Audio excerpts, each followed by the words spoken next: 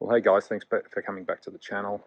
Been a real red hot minute since I posted my last video. There's been a lot going on in my life and in the organisation for the Aquarium Society of Victoria. So we've got Chris Lurkhardt coming out in May. He's going to be doing a special for us on shrimp keeping and his adventures in relation to the crustaceans of the world, which is fantastic. And we've got Corey McElroy from Aquarium Co-op coming out in October. So there's been a lot happening in the background for me as the president of the club, trying to get those things organised, and a big thanks to the committee of ASV for their assistance in that. Moving on, as I said, it's been a big week for me. Fish Room 2.0, which was my last video, and the devastation around the termites has turned into a positive. I'm moving forward as fast as I can, and I will be posting as much as I can of the build as it occurs, so stay with me. I will show you some fish content today as well. I'm going to give you a quick look at my Medaka technique or raising for the summer period. Behind me there's my temporary shed that had everything in it from the Fish Room 2.0, but as I flip you around, I'll show you the devastation come new location. Okay, Fish Room 2.0 that once was is now flat ground. That's my current fish room wall there that you can see with the panelling screwed to it. And even standing here looking through the video as I'm talking to you, I can see that the current wall's slumped from one end to the other, and it's a no-brainer. This has to go as well, but it won't be able to go until I've built my new fish room. All the walls, everything's been pulled down. The final thing for me to do now is to remove this area at the back, because the intention is to build from the start of the shed here, as you can see where the bricks are, they've also got to come up. The shed will come out this way towards me where I'm standing and this tree by 4.6 meters. So as you can see down in here, there's a couple of pickets. It's literally just to about this point from the wall, so not much wider than the original shed. And it's going to go all the way back to where that lumber's leaning against the back wall, which is will be 10 meters long. So 4.6 by 10, which basically doubles the existing fish room. So what was supposed to be doubled in the sense of fish room initial and 2.0 is now going to be one location. Not sure if once I've built Fish Room 3.0 that I'm going to move back into there with fish. It will all depend, but as I said, I can't do anything until the shed's up. Already purchased the shed. I'm picking that up in 2 days' time with the assistance of Bob, the secretary of the club. Bless him. He's going to come and help me pick it up. I will have to extend it if I want to make the 10 meters, but that's a little bit of steel and a little bit of sheet metal and it'll be done. Not overly concerned about that. Arrangements have been made for the slab to go down. I have a friend who's a builder who's coming to help me square it all up and get the formwork done, and just need to find a concreter. But in any case, that is the continuation of Fish Room 3.0. As I walk you past the rubbish and in the garden, let's go and have a look at the Medakas.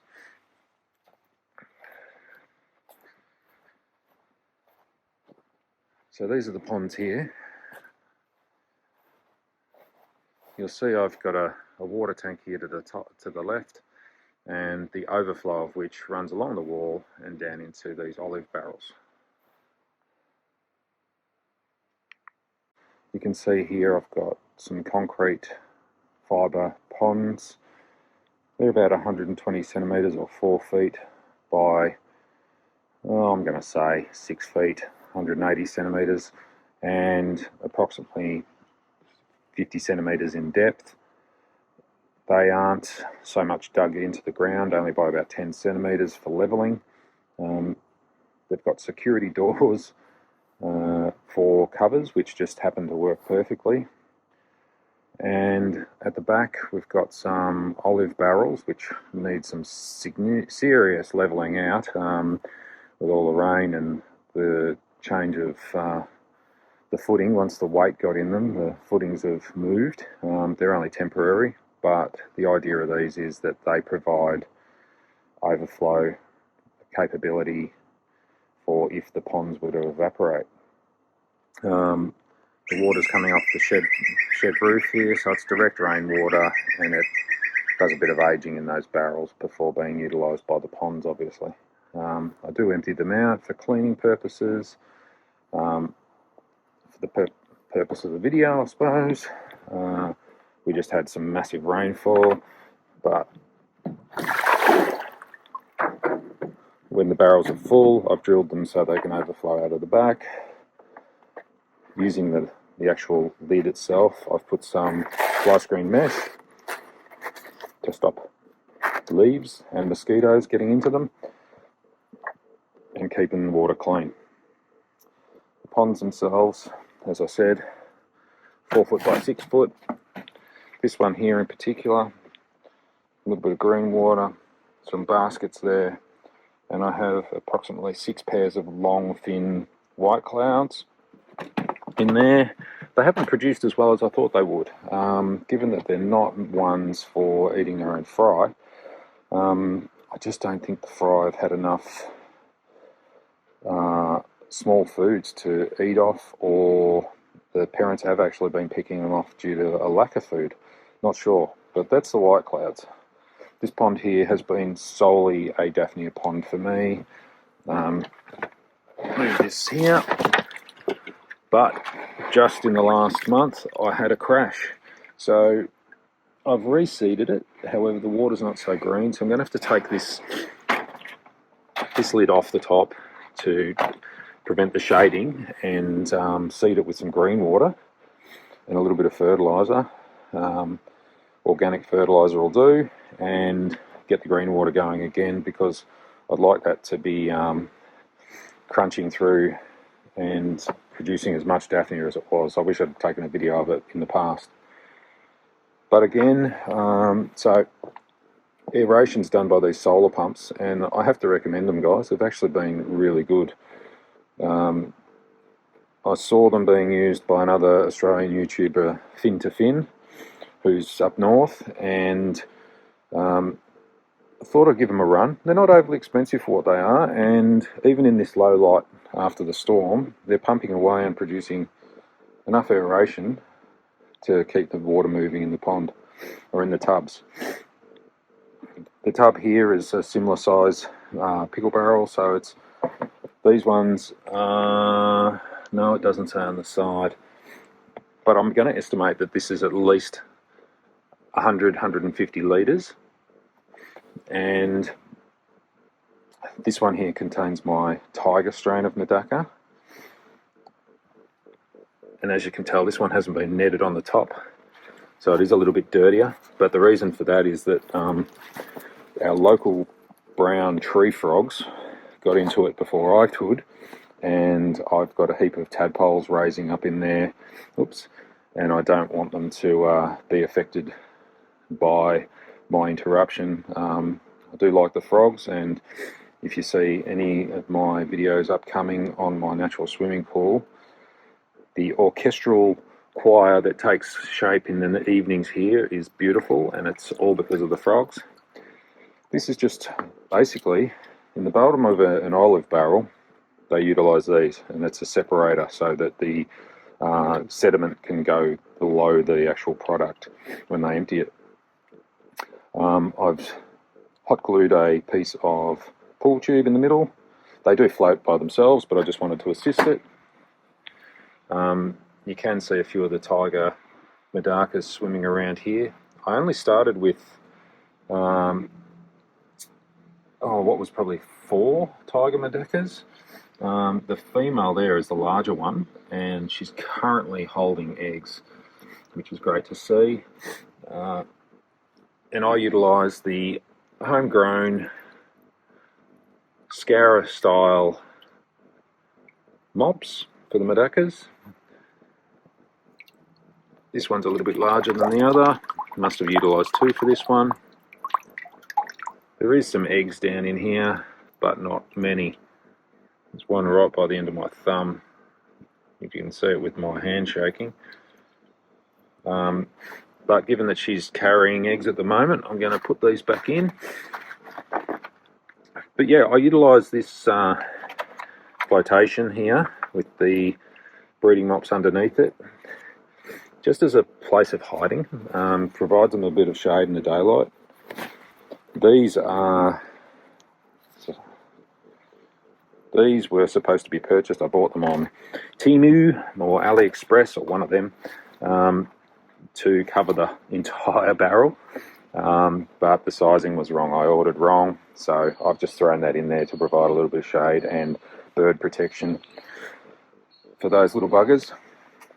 But anyway, over to the next one. So as you can see over here, I've got a bit of fruit netting, bird netting over the top of these ponds. Here in Australia, down south, and well, pretty much all of Australia, I believe, we have the large kingfisher, which is called a kookaburra. Oh, my camera's flying around. The kookaburra is very apt at stealing fish, so I've tried to do what I can to keep them protected. But in this pond here, we've got the longfin reds, and these are quite a prolific strain. You can see them in there. This is probably the longest strain of Medakas that I've had. Nice little blue eyes and coloration. Just a very orange fish with the flowy long fins. Not much to be said about them other than they're doing pretty well. Again, I've just used things floating in here to give them some shade and some protection. These here are for when I haven't got anywhere to put the mops, but not so much as much of a beneficial item as some of the other things that I have going on. Again, while we're here, we may as well check to see what we've got. I'll just knock that stick in which holds the net up.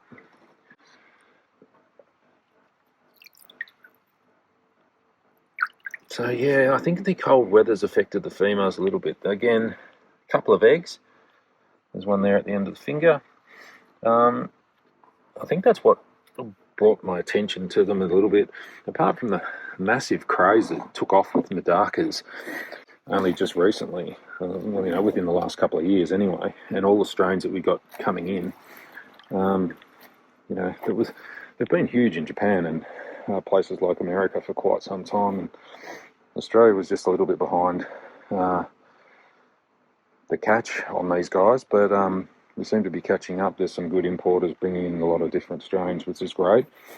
And I think the similarity to killifish in the egg laying and spawning and mops is probably what attracted me.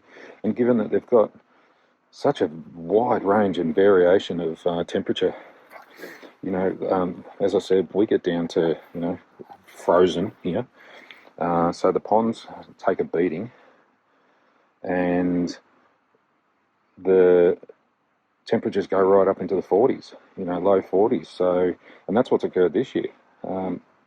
It's created a bit of green water. The fish have done fine. There's no issues. They've got quite deep ponds, so as the water does heat, they can follow the thermocline down and be in cooler water if they require it. I've got the ponds here on the eastern side of this large shed, so that come the afternoon, the ponds are getting shaded, so they don't get that mega heat all through the day. But yeah, so these are the cloud grey. They're very similar to a platinum Medaka, except more grey and blue scale in coloration. You can see here I've got a couple of leaf basket. That's a leaf basket, the one that's in the middle of your screen now, and the one over there is a water lily basket for growing of water lilies. So by placing the little flotation devices on the edges, it gives somewhere for the fry that I miss to reside. And as you can see, there's a couple of fry in this one, living out their life. I'll every time I try and get one out of there, they just disappear, and I don't want to upset that. So if they can survive in the pond with the parents, that's great. They seem to be doing that, and I still manage to collect enough eggs for my own production. You can see a juvenile there swimming around the top on the cover. There's quite a few in here actually, and the more I look, so that's great. It's funny that, you know, fish like this and guppies and, you know, things that produce quite readily seem to be a better earner for the hobbyist if you're wanting to sell your fish. You know, I breed some very rare fish and I struggle to sell them. You know, the fish that I pay a lot of money for to enjoy my hobby, but when it comes time for the on-sell, it's very difficult to do so. And those people that are making money out of selling rare fish, kudos to you, because yeah, the hobby here in Australia with the population size and our inability to ship to some of the states makes it very difficult. Pushing on, this strain is called Sprite, and they've got a gold lame. I need to learn how to pronounce that properly. I think it's lame, which is the iridescent reflection of the scale. So these guys are almost gold in colour, hence the name Sprite. I don't believe I've got a mop in here with these guys at the moment. Oh no, I do. So it's underneath that cover. And there's quite a few more eggs in on this one. That's actually probably something I should take into the fry raising area. Yeah, quite a lot down in there. As you can see, there's a couple in view.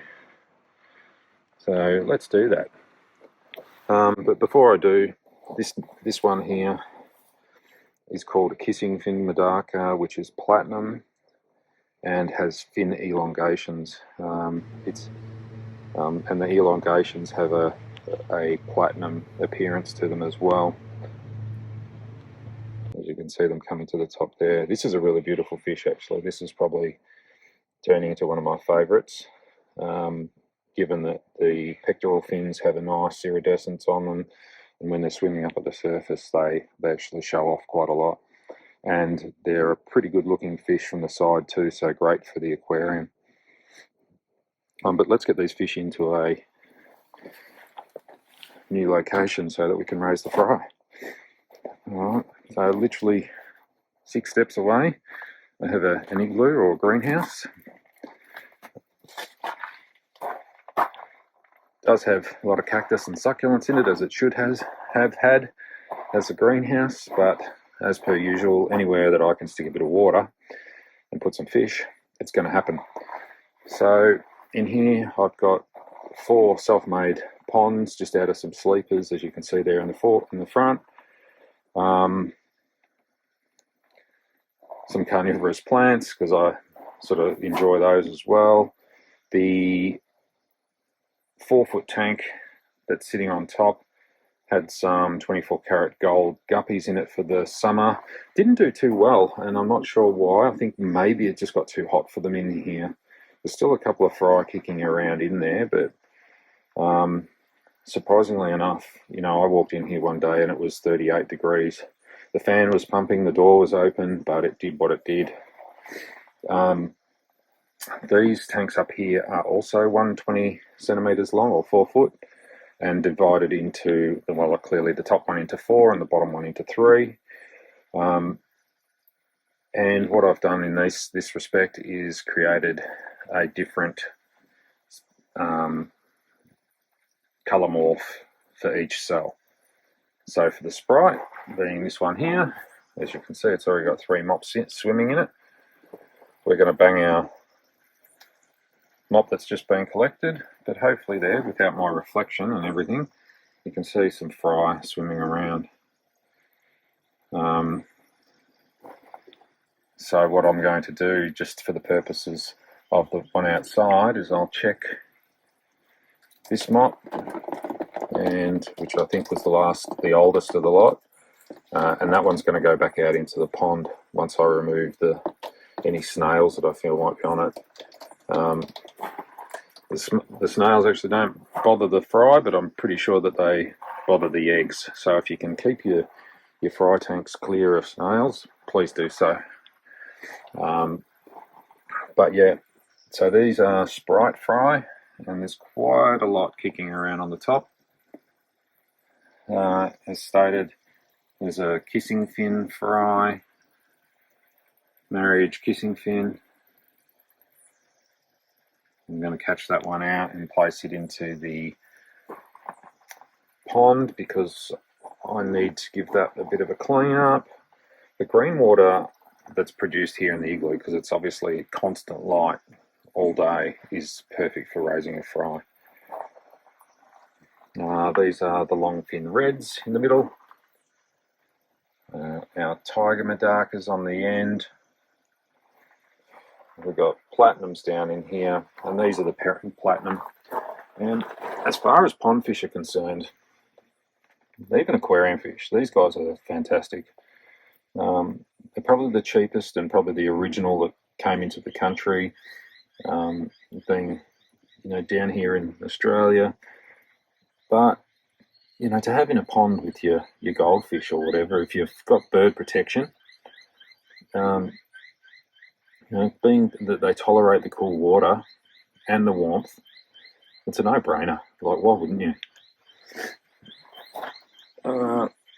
Yeah, so this is an older tank of the Sprite, and you can see I actually was saving this tank for something else, and I didn't have a mop in here, or none of the plants are in here, and the Medaka parent fish must have spawned onto that very large sponge filter, and I did get some fry swimming, so I let them grow up and I didn't utilise it. But yeah, this pond here has some Gunther swordtails in it. I'm not sure whether they made it through the summer. I haven't cleared them out. Whenever I feed, I don't see them. The water lettuce has got it pretty well covered, and there's a bit of algae in there. In saying that, hopefully it picked up on the camera. I just saw something shoot across the surface. With any luck, it's baby Gunther swords. The other 4-foot tank here, the old style frame, stainless steel frame, has a lowly female lepidinio in it, and she's ripe with eggs, so I need to get some moss in there and a male, but it was literally just for my green water production. The tank has a leak in it. I probably will revisit this tank sometime in the future for my fish room, because I love the history of these stainless steel tanks and how robust they've been.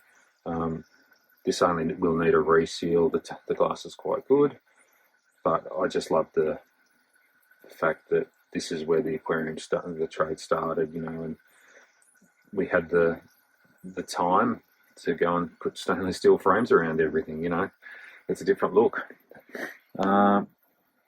But yeah, another pond with grow out Medakas in it. This is blue lemay form, so the fish are quite black, but they have a blue scale across the top. Again, very difficult to pick them up with the glare, so I apologise for that. More cloud grey fry in a couple of random tanks that need to find a home eventually once the fish room's built. Basically anything that was held water at some point in here, and I didn't know how the growing fry would interact with the babies or the minute fry. I would put them into a different tank to ensure that I got some of the next generation. The polystyrene containers are perfect. If you've got a local fish store that just is throwing them away, go and get yourself some, stick them out in the garden in semi-shade, get some water in them, get some aquatic life going, squeeze a sponge filter into it and get some activity going for your microorganisms. Throw a water lettuce or a bit of a lodia in there and get yourself some of these fish. That's all I can say, and raise them up and and create yourself a few habitats, and you can always trade them in at your local fish store for other things. So in any case,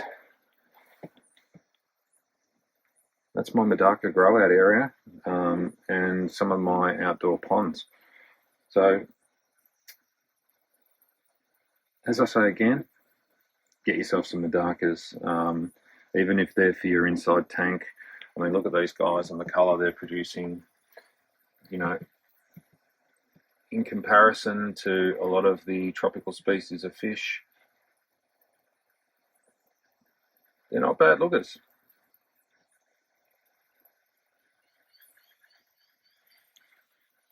From me down here in Australia, have a great one, and hope to see you again shortly.